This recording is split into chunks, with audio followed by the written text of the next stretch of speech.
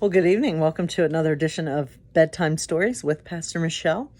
Tonight is Monday, August 3rd, and let's go ahead and get right into it. So I want to continue my talking about the different the Bible characters as well. And so tonight we're going to hear a story.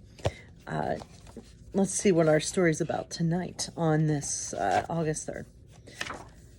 So tonight's story is about Pinocchio, and the story of the night is called Follow Your Star. Jiminy Cricket was a wanderer. He loved the independence, the excitement, and the simplicity of his way of life. But lately, Jiminy had noticed that there was one thing missing from his vagabond lifestyle, a purpose. Camping one night by the side of the road, he sat on his sleeping bag and gazed into his campfire. I wonder what it would feel like to really be helpful to someone. Jiminy tried to get comfortable on the hard ground as he looked up into the starry night sky. As his eyes scanned the many tiny points of light, one star to the south jumped out at him. It seemed to shine brighter than all the rest. Say, is that a wishing star? He wondered aloud, since he couldn't know for certain. He decided it would be best to make a wish on it, just in case. Wishing star, I wish to find a place where I can make a difference and do a bit of good. His wish made, Jiminy Cricket suddenly felt a strange impulse, an urge to get up, gather his things, and follow that star, the wishing star. So he put out the campfire, then he gathered his things, and he took to the road. The little cricket followed that star all through the night. In fact, he walked until the sun came up, and he could no longer see the star to follow it. Then he made camp, and he slept. After many nights of walking in this manner, at last Jiminy came to a village. It was very late as Jiminy Cricket walked into the village and looked around. Every window of every house was dark except for one window in a shop at the end of a street.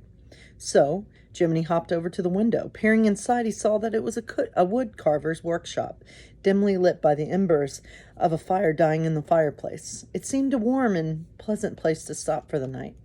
Little did Jiminy Cricket know that it was the home of Geppetto, a kind old wood carver who had just finished work on a puppet he called Pinocchio. Jiminy didn't know it, but he had found a place where he would do more than just a bit of good. So, what a great story for tonight as we hear about Jiminy wanting to make a difference in the world. And I would like to think that and hope that all of us want to make a difference in the world as best as we can. I know for me, I feel a strong way of making a difference in the world is by being a pastor. That's my calling in life. I do feel that. And I do enjoy it. It's something that I'm passionate about, and I can't see myself doing anything else.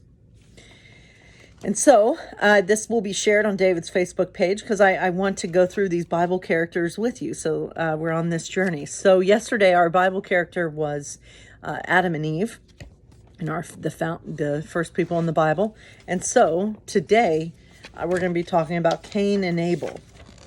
And we all know that those were Adam and Eve's kids.